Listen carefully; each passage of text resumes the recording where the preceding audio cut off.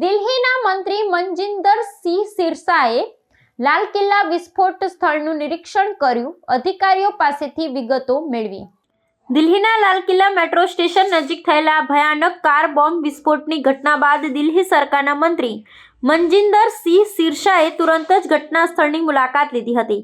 આતંકવાદી કૃત્યની આ ઘટના બાદ તુરંત જ મંત્રીએ સ્થળ પર પહોંચીને થયેલા નુકસાનનું નિરીક્ષણ કર્યું હતું ને પોલીસ તેમજ અન્ય સુરક્ષા એજન્સીઓના વડાઓ પાસેથી સમગ્ર બનાવની વિગતવાર માહિતી મેળવી હતી।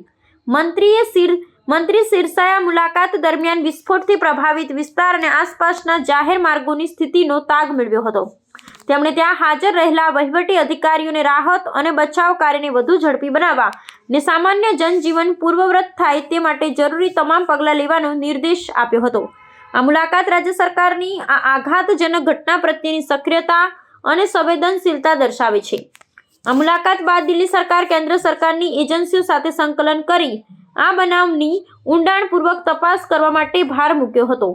મંત્રીએ સિરસાએ ખાતરી આપી હતી કે દોષિતોને સખત સજા કરવામાં આવશે અને રાજ્ય સરકાર આતંકવાદને જડમૂળથી નાબૂદ કરવા માટે પ્રતિબદ્ધ છે। લાલ કિલ્લા જેવા સંવેદનશીલ સ્થળની સુરક્ષા વ્યવસ્થાની પુનઃ સમીક્ષા કરવા અને તેને વધુ કડક બનાવવા માટે પણ સત્તાધીશો દ્વારા પગલાં લેવામાં આવશે।